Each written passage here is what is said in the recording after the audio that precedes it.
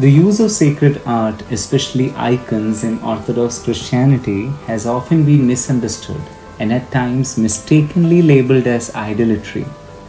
However, this perspective overlooks the deep theological, historical, and spiritual context that informs the veneration of icons. This video seeks to clarify why the use of icons is not idolatry. To address the concern of idolatry, it's essential first to define what idolatry is. Idolatry, in its core sense, involves the worship of created objects as gods. For example, the golden calf in the book of Exodus, chapter 32. The Israelites attributed divine power to the golden calf and worshipped it as a god. This is the essence of idolatry, worshipping a created object as the deity. Or the worship of Baal, as mentioned in the book of 1 Kings, chapter 18. In contrast to these examples of idolatry, the use of icons or art in general in Orthodox Christianity is fundamentally different. Here are key points and examples. First, the distinction between veneration and worship. A crucial aspect of Orthodox teaching is the clear distinction between veneration and worship. Worship, which is due to God alone, involves the adoration and recognition of His supreme divinity. Veneration, on the other hand, is a form of honor, respect shown to saints, holy objects, and icons, recognizing their relation to the divine without attributing divinity to them. For example, we don't worship the scripture, we worship with the scripture, and that's how we honor the scripture. Another example, we all have photos of our loved ones, both living and departed, because we want to be surrounded by them.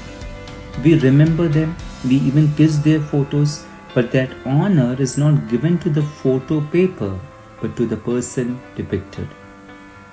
Another example, we, the people of India, salute and honor the national flag to honor our country.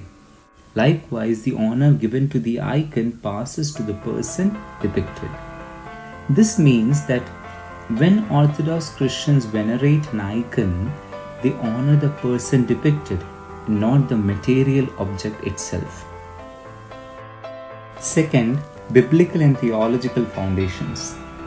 The theological justification for icons is deeply rooted in the doctrine of incarnation. In short, if God never incarnated, we would never have painted a picture of God.